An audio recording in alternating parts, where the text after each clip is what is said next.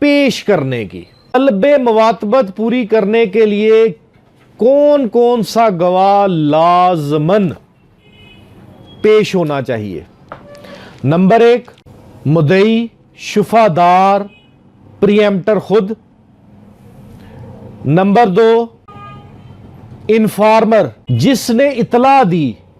Number 3, उन गवाहों में से एक गवाह जिसकी मौजूदगी में उसने इतला दी और प्रियम्प्टर ने अपना राइट ऑफ प्रियम्पशन शो किया।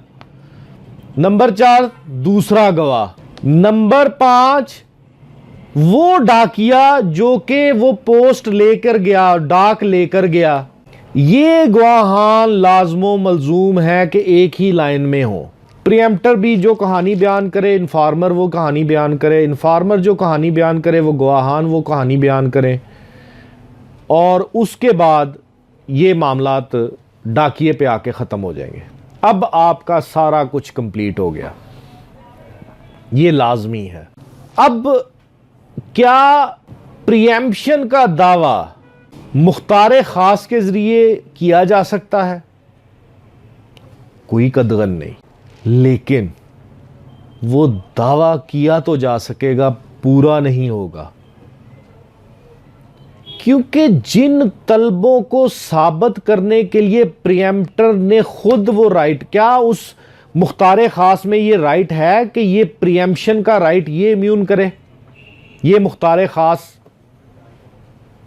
ये मुख्तार आम, तो फिर वो अगर ये इख्तियार उसको मिला है तो फिर वो सारी तलबें वो करेगा, फिर प्रियम्प्टर वो कंसिडर होगा असल मालिक के बिहाफ पे। अब यहां पे एक और बात आती है कि मैं पागल हूं, मैं बच्चा हूं, नाबालग हूं, उस सूरत में, या मैं इतना बीमार हूं कि फातरुल अकल हो चुका हूं बीमारी की वजह से, तो उस सूरत में क्या उनको राइट ऑफ प्रियम्पशन नहीं है? नहीं, कानून कहता है उनको भी राइट ऑफ प्रियम्पशन है, लेकिन थ्रू गार्डियन के जरिए वो राइट ऑफ प्रियम्पशन अपना इस्तेमाल कर सकते हैं, शुफा कर सकते हैं। तरीकाकार यही है। तीसरी,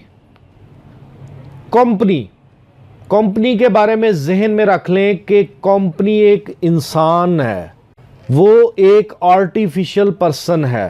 कंपनी को वो तमाम हकूक हासिल हैं जो एक आम आदमी को हासिल हैं। अगर एक कंपनी की ज़मीन है और उसकी ज़मीन के साथ एक और ज़मीन का टुकड़ा लग रहा है, तो कंपनी हक़ शुफा इस्तेमाल कर सकती है। उसके लिए उसको बाकायदा प्रोसीजर अडॉप्ट करना पड़ेगा।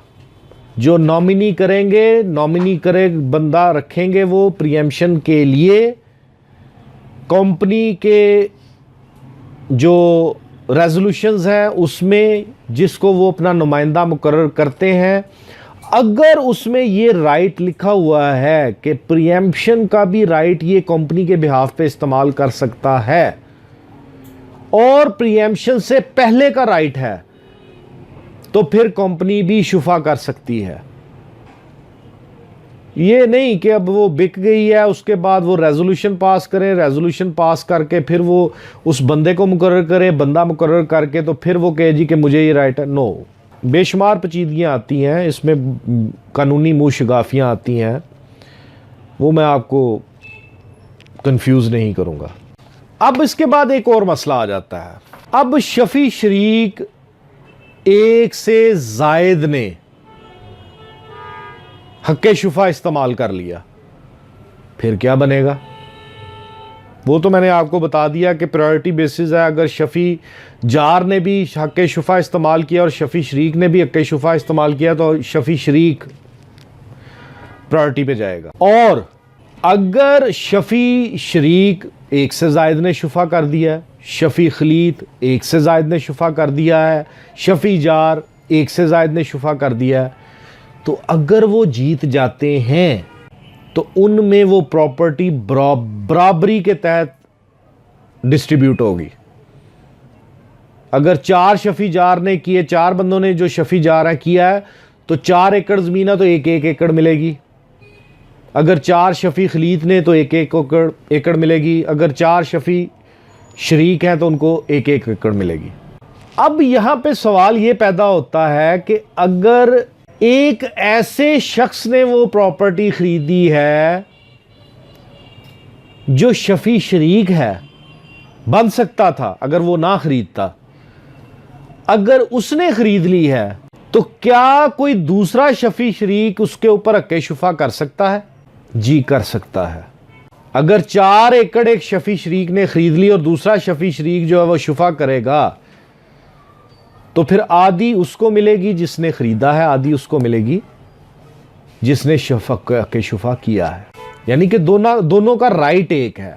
इसके बाद अगर एक शख्स एक प्रॉपर्टी खरीदता है और बी जो है उसके ऊपर शुफ़ा करता है, लेकिन जो ख़रीदार है वो मुल्क से बाहर है, आपको उसके एड्रेस का भी नहीं पता, फिर आपके लिए क्या तरीकाकार है? उस सूरत में आपने उसके परमानेंट रेजिडेंशियल एड्रेस पे ही नोटिस भिजवाना है। तलबे इशहाद पूरा करने के लिए उसके परमानेंट एड्रेस पे ही वो नोटिस भिजवाना है। PLD 2009 Lahore page 49।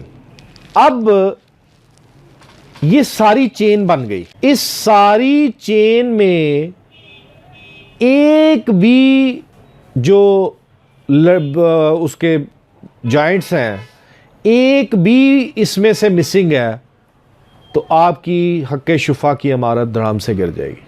आपकी डेट है, मंथ नहीं है, मंथ है, ईयर नहीं है, डेट है, मंथ है, ईयर है, टाइम नहीं है, डेट है, मंथ है, ईयर है, टाइम है, जगह नहीं है, जगह है, डेट है, टाइम है, मंथ है, ईयर है, गवाहान नहीं है, इन्फॉर्मर रज़ाइल कर जाता है, उस सूरत में यू हैव नो केस।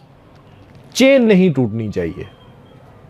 तलबे इशहाद है, फिर यह है कि ये चेन बनाना ही आपके लिए काफ़ी नहीं है। क्या आपने बयान कर दिया, आपने तलबे इशहाद क्रिएट कर ली, ये काफ़ी नहीं है। इनको साबित करना, ट्रुथफुलनेस साबित करनी, गवाहान वो होने चाहिए जो ट्रुथफुलनेस के पैरामीटर्स में पूरे उतरते हों। ये नहीं होना चाहिए कि एक डकैत है वो गवाह है, एक कातिल है वो गवाह है। जराइम पेशा लोग नहीं चलेंगे। अगर ये साबित हो गया कि जराइम पेशा हैं तो नहीं चलेगा काम। ट्रुथफुलनेस विटनेसेस होने चाहिए। उम्मीद करता हूं कि मैंने प्रीएम्पशन लॉज के बारे में आपको एक लेक्चर जो दिया है आपके लिए मुफीद होगा, फ़ायदेमंद होगा।